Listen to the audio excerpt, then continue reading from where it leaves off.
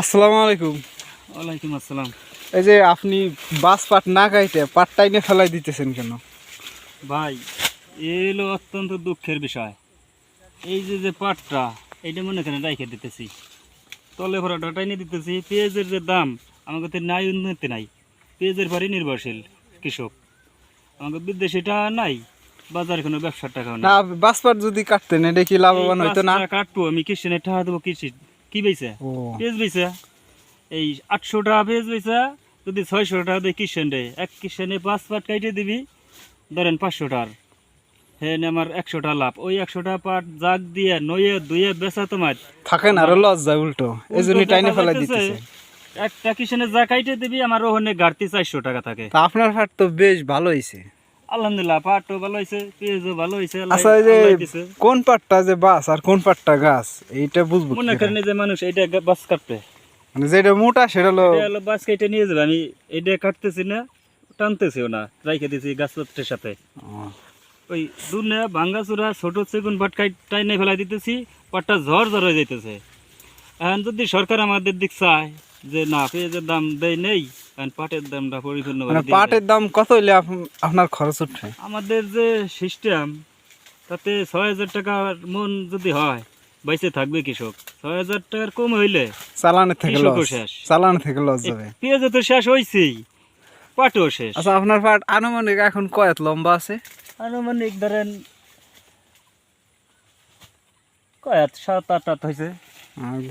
এবার যদি এই আবহাওয়া ভালো থাকে কয়েক লম্বা হবে? তাতে আমার এই পাট আশা করা যায় যে 10 থেকে 11 হাত এরকম পাট হবে। 10 হাত মানে 15 ফিট, হ্যাঁ। প্রায় 15-16 ফিট লম্বা হবে। এরকম পড়বে না আশা করা যায়।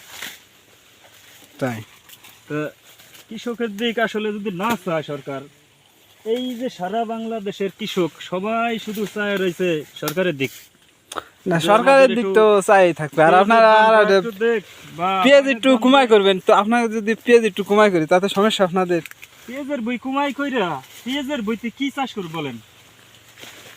অন্য কিছু চাষ করবেন, অনেক পদ্ধতি আছে। পেঁয়াজ বাদ দেয়া যে চাষ করব, সেই মালেরও তো আমরা টাকা পাবো না। হ্যাঁ, বর্তমান তো পরিস্থিতি খারাপ। তাহলে আমরা কোথায় যাব? তাই আপনারাই করেন, কোথাও না জায়গায় পাটে ফাঁসি দেন, তাহলে ওইটাই ভালো হবে। এই পাটে যদি ফাঁসি দেওয়া যেত, আসলে মানুষ ফাঁসি নিয়ে মরে যেত সত্যি। পাট খেতে।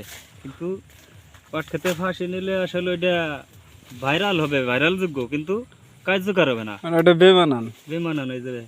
সেটা আমার মতে যাদের বেশি দুঃখ, বেশি কষ্ট, তারা লই করে মোটা দড়ি ফাঁকাই নিয়ে মেহগনি গাছে উঠে মোটা ডালে ফাঁসি নেওয়া উচিত, যাতে মরে। যাতে মরে, মানুষ দেখে যে না মরছে। আর এই পাট খেতে ফাঁসি নিয়ে মানে এটা বুকাস। সরকার ওইটা মনে করবে যে হলো তুচ্ছ করতেছে।